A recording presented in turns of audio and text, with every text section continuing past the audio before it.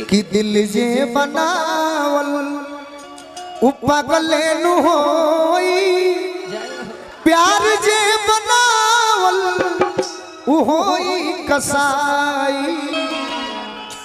ओ बही तनिक लागे बाद में बुझाई, घोटलो घोटाई ना एनी सजी मिठाई।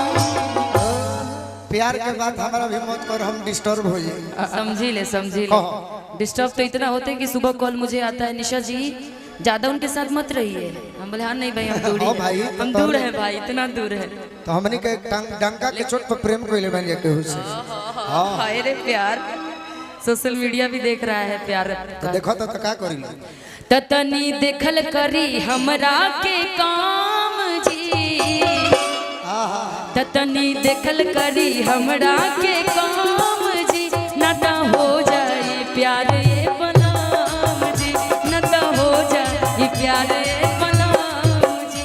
तनी देखल करी, तनी देखल करी हमरा के काम जी, ना तो हो जाए प्यार ये बनाम जी, ना तो हो जाए प्यार ये बनाम जी।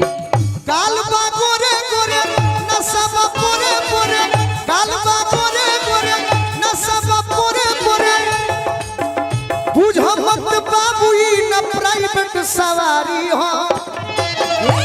हम जननी की प्राइवेट सवारी हो, बाद में जननी अरे किछुआ जनिए बाबू माल सरकारी हो, छुआ जनिए बाबू माल छुआ जनिए बाबू माल सरकारी हो।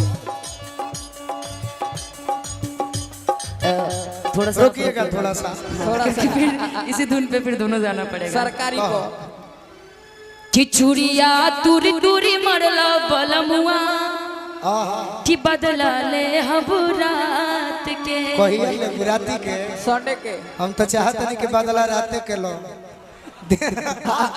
तू गलत मत जाना, तू अपन गाना का हो। नहीं गलत है, ठीक है आप अपने जगह पर ठीक है, कोई हम बात तो नहीं। चाहते नहीं कि रातिए के बदला लो।